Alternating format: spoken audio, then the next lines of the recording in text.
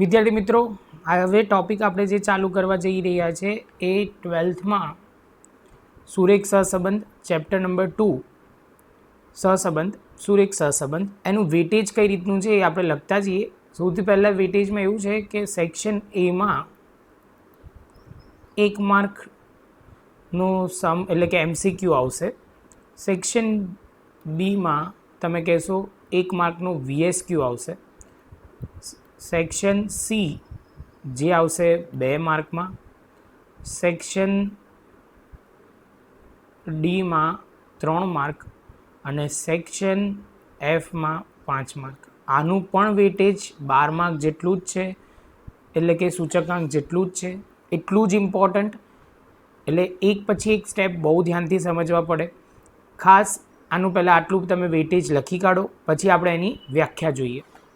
તો વ્યાખ્યા સમજીએ તો એની અંદર લખીએ, જો બે ચલોની કિંમતમાં પ્રત્યક્ષ યા પરોક્ષ કાર્યકરણને લીધે ફેરફાર થતા હોય તો બે ચલો વચ્ચે સહસંબંધ છે એમ કહેવાય.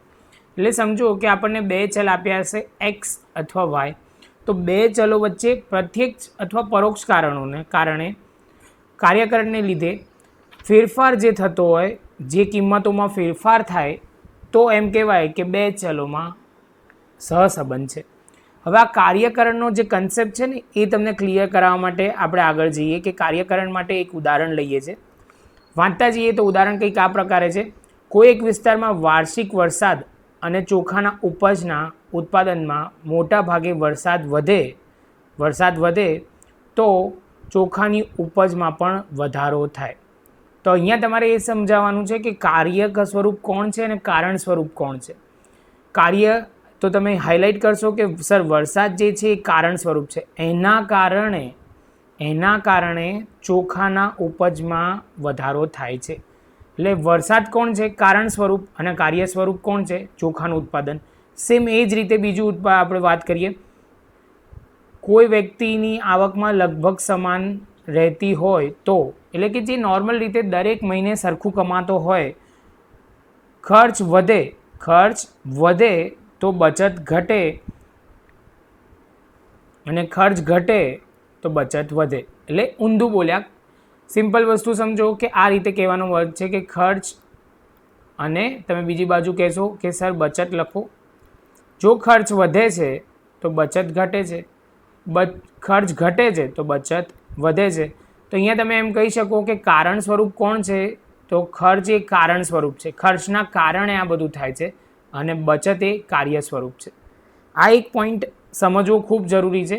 આ વ્યાખ્યા તમને છે ને ક્યાંક ને ક્યાંક પૂછાશે જ, એટલે તમારે બહુ જ ક્લિયર હોવી જોઈએ. ફરી એકવાર હું વ્યાખ્યા વાંચું છું અને તમારે નોટ ડાઉન કરી લેવાની છે. જો બે ચલોની કિંમતોમાં પ્રત્યક્ષ કે પરોક્ષ કાર્યકરણને લીધે, આ વર્ડ ના આવે કાર્યકરણ તો તમને માર્ક ના આપવા હોય તો ચાલે, એટલે ખાસ કાર્યકરણના લીધે એ વર્ડ આવવો જ જોઈએ. એક સાથે ફેરફાર થાય તો બે ચલો વચ્ચે સહસંબંધ છે એવું કહેવાય કે બે ચલો વચ્ચે સંબંધ છે. હવે આપણે આગળ જઈએ તો આગળ આપણે નવો પોઈન્ટ ડિસ્કસ કરીએ. તો હવે જોઈએ તો આ વસ્તુને ઘનિષ્ઠતાનું જે માપ છે એ કઈ પદ્ધતિથી આપણે માપી શકીએ કે સર આ બે ચલો વચ્ચે સંબંધ છે એવું આપણને ખબર કેવી રીતે પડે? તો એ મુખ્યત્વે 3 પદ્ધતિઓથી ખબર પડે.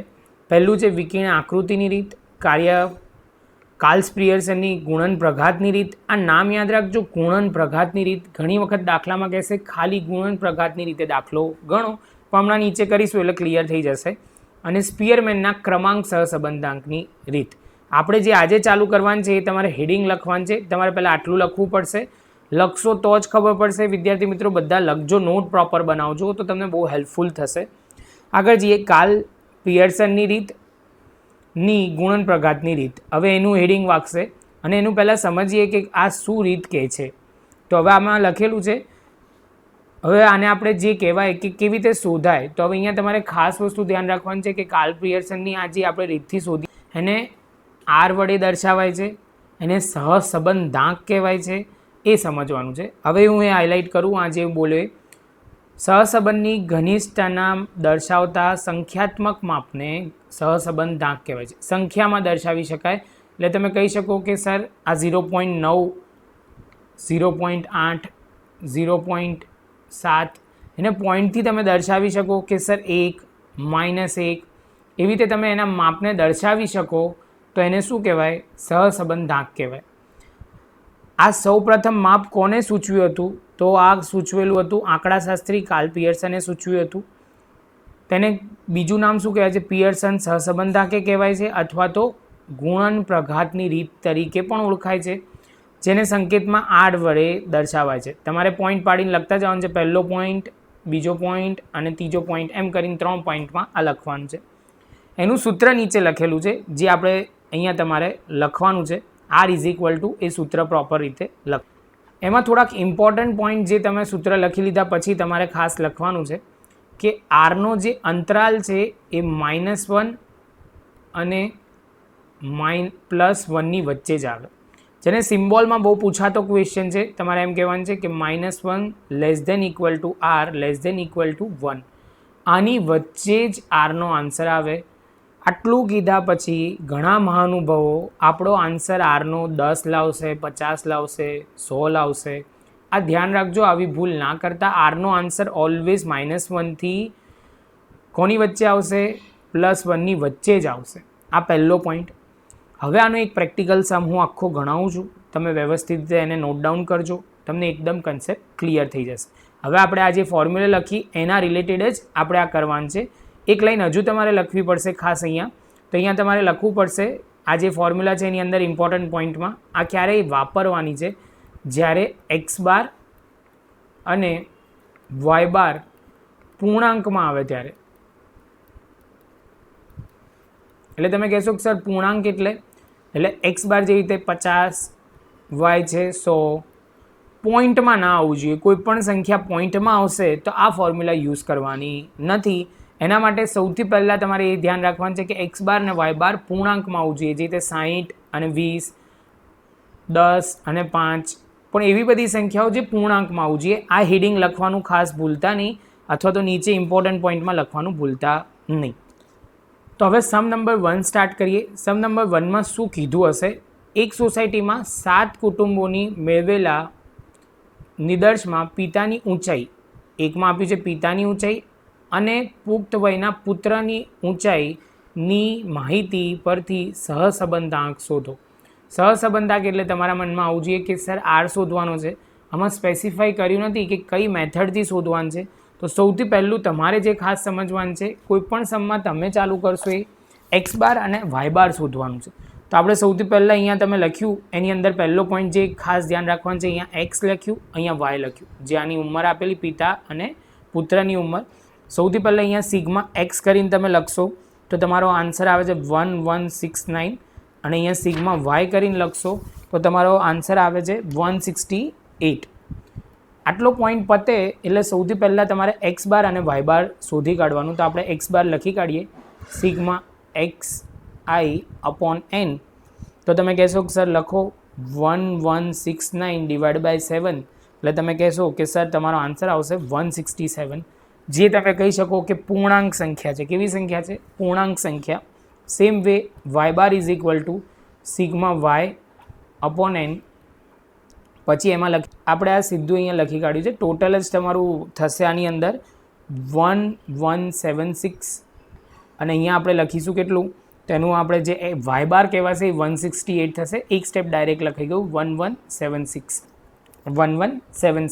એટલે એનો x બાર આપણો આવી જશે. y બાર અને x બાર બંને પૂર્ણાંક સંખ્યાઓ છે. તો હવે આપણે સ્ટેપ ચાલુ કરીએ. તો અહીંયા તમારે ખાસ ધ્યાન રાખવાનું છે. હવે અહીંયા લખ્યું છે x, એટલે આ રહ્યું x. તો આની અંદર ધ્યાન રાખવાનું છે x, આની અંદર જે આપેલું છે x - x બાર પહેલું લખેલું છે, બીજામાં લખ્યું છે y - y બાર, પછી આ બંનેનો ગુણાકાર સ્ક્વેર અને y - y બારનો સ્ક્વેર. તો સૌથી પહેલાં તમે કહેશો કે સર શરૂઆત ક્યાંથી કરવાની? તો અહીંયા આપણને x બાર તો ખબર છે. કેટલો ખબર છે? તો તમે કહેશો કે લખો 167. જેવો એ પોઈન્ટ પતે એટલે તમારે ખાસ હું એક પહેલાં લખી કાઢું તો જ તમને યાદ રહેશે. સિગ્મા x - x બારનું ટોટલ ઓલવેઝ 0 આવે. Same way sigma y - y બારનું ટોટલ ઓલવેઝ 0 આવે. કેમ કે જ્યારે પણ તમે x બાર લેશો ત્યારે ઓલવેઝ આ 0 જ આવે. આ પોઈન્ટ લખવાનું ભૂલવાનું નહીં. જો આમાં તમે ભૂલ કરશો કે આનાથી ભૂલ ના થાય, પણ તમારે શું કરવાનું છે, આનાથી શું થાય કે તમારો આન્સર ટેલી કરવો હોય ને તો તમને ખબર પડી જાય. જો x - x બાર 0 આવે તો એમ સમજવાનું તમારા અત્યાર સુધીના બધા ટોટલ કેવા છે? સાચા છે. તો સ્ટાર્ટ કરીએ. સૌથી પહેલાં તમે કહેશો કે પહેલું લખીશું આપણે 170 માઇનસ 167, કેમ કે શું છે એક્સ માઇનસ એક્સ બાર, તો તમે લખશો તો કેટલા આવશે 3.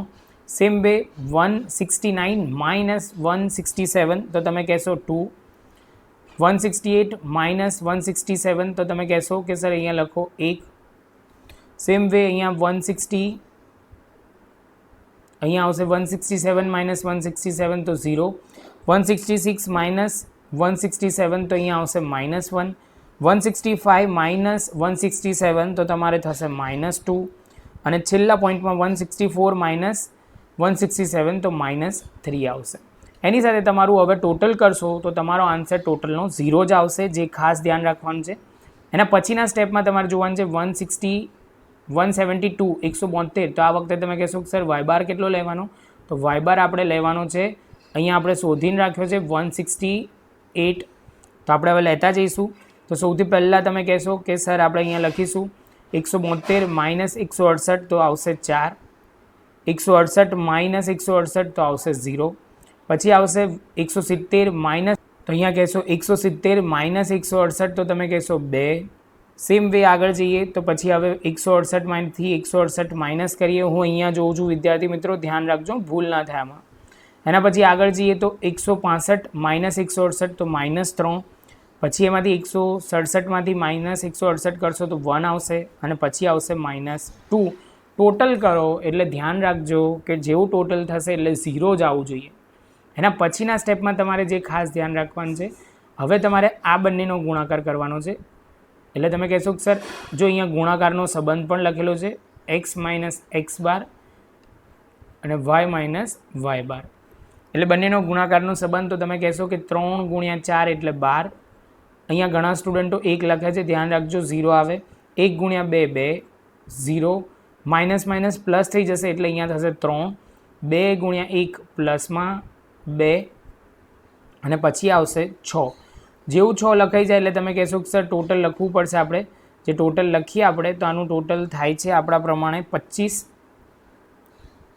અને અહીંયા લખી કાઢીએ. આ કોનું total sigma x minus x bar into y minus y બારનું ટોટલ છે. આ પતે એટલે હવે એના પછી એક્સ સ્ક્વેરનો કરવાનો છે. એક્સ સ્ક્વેર એટલે તમારા માઇન્ડમાં આવવું જોઈએ કે સર તમે આવાળા સ્ટેપની વાત કરો છો, કયાની, તો આવાળું જે સ્ટેપ છે એનો સ્ક્વેર કરવાનો છે, એક્સ માઇનસ એક્સ બારનો સ્ક્વેર.